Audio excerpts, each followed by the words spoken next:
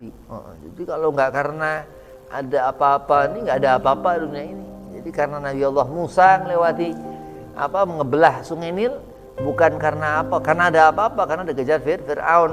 Nah, itulah dunia. Mal'unatan ma fiha, dikatakan Nabi SAW. Ini hadis Rasulullah, ya, bukan Quran. Kalau Quran, waduh. Nah, karena hadis Nabi SAW rahmah.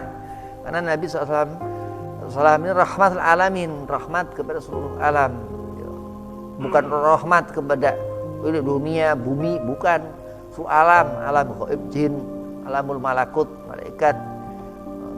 Dikatakan Syekh Nawawi Banten, Rasulullah zainal makhluqat, makhluk terbaiknya Allah Subhanahu wa taala. Sayyidul anbiya, penghulu nabi-nabi wal mursalin, dan penghulu utusan Allah Subhanahu wa taala. Nabi Allah Yusuf, gantengnya luar biasa. Nabi Allah Yusuf itu setengah hanya Nabi SAW, baru setengahnya Nabi Muhammad, Nabi Allah Yusuf begitu. Jadi Allah memang luar biasa. Mukjizat Nabi Allah Yusuf luar biasa ya. Nabi Allah Yusuf ini memang lelaki yang luar biasa. Nabi Muhammad itu Nabi Allah Yusuf setengahnya, berbeda kan Nabi SAW. Ini memang Ali Habsyi, sedangkan Nabi Muhammad memang walaupun zuriyah Nabi sendiri, memang Al-Habsyi itu dari pada Muhammad Faqih Al-Muqaddam, memang dari Ahmad Muhammad Faqih Al-Muqaddam, memang Nabi. Maka Muhammad laisa min aba'i minkum walakin huwa rasul khatamun nabi. Memang Rasulullah ini enggak bisa dikatakan Aba Fatimah. Enggak, memang Nabi, memang Rasul sallallahu. Jadi memang kita ini dituntut di dunia ini enggak gampang. Jadi di akhirat ditimbang amal. Kalau amal selama dunia kita melakukan amal-amal yang diterima Allah ridha, alhamdulillah. Walaupun lakukan apa aja nih, kalau Allah enggak ridha, ya udah, itu dikatakan sesuatu yang menyenfak, enggak diterima di sisi Allah Subhanahu wa taala, batal ibadah apa segala macam, puasa rapi selama 30 hari tapi suka ngomongin orang, enggak jujur, nifak, munafik. Jangankan puasa itu yang wajib, yang fardu enggak diterima Allah, salat, na'udzubillah min dzalik. Nah, kenapa? Karena memang dia Nabi SAW lihat dari ukuran.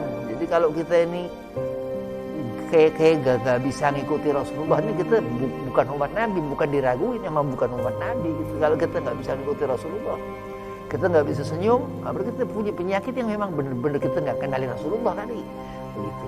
Jadi kalau kita gak bisa marah, urusan apa maksiat apa segala macam, berarti kita ini gak ngerti Nabi Muhammad, berarti kita gak kenal ajaran Nabi SAW, berarti kita rugi, tergolong orang-orang mendapat kerugian. Ini huwa minal khasirin illa alladzina amanu. Allah katakan dia bukan orang yang diterima Allah Subhanahu wa taala, dia mendapatkan kerugian. Ya?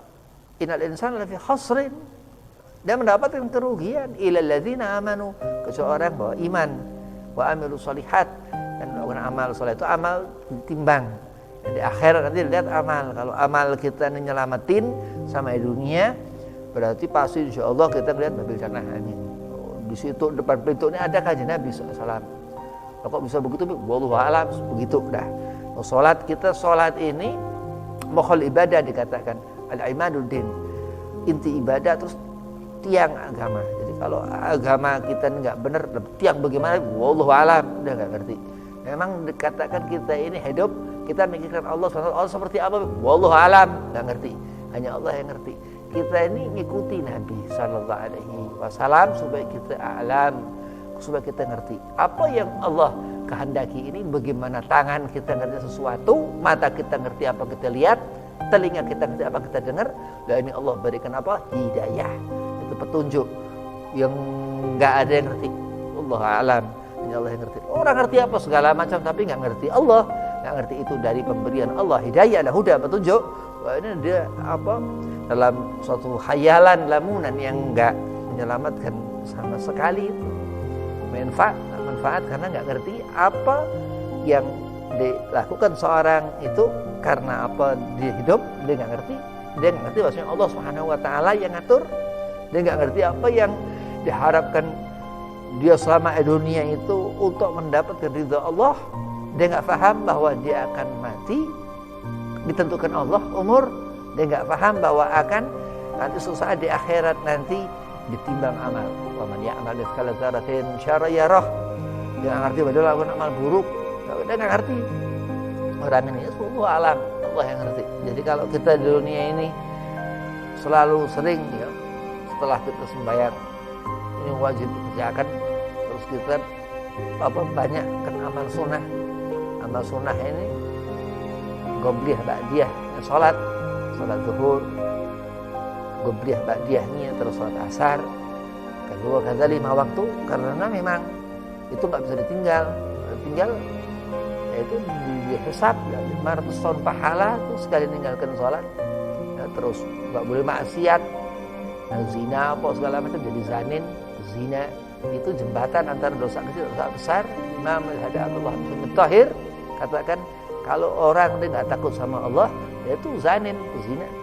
Orang yang bikin bingung yang mana dunia ini tempat udah dilaknat, tambah lagi. Nah, terus andai kata seorang dia memang mandang sesuatu, kepengen pandangannya benar, ya harus khusyuk. Akhir-akhir zaman harus zuhud, tinggalkan urusan dunia, wara, ya lebih ngurusin urusan syariat, urusan ibadah. Itu Quran dibaca lebih, karena memang silahul mu'min doa itu sholat dan doa, apalagi gerak Al-Quran kata selain ibadahnya sholat mukhal ibadah, terus ada iman, sholat itu tiang segala sesuatu dilihat sholat. Kalau kita kepengen mati husnul khatimah, kita kepengen di akhirat itu ngelihat jannah surga, kita kepengen lihat Nabi SAW senyum ke kita di depan surga, amin, itu karena apa? Karena sholat. Karena kalau enggak karena sholat ini, ditinggalkan satu sholat batal dia ke surga. Setitik sombong dia batal ke surga, apalagi sholat. Jadi wallahu alam, Allah yang ngerti.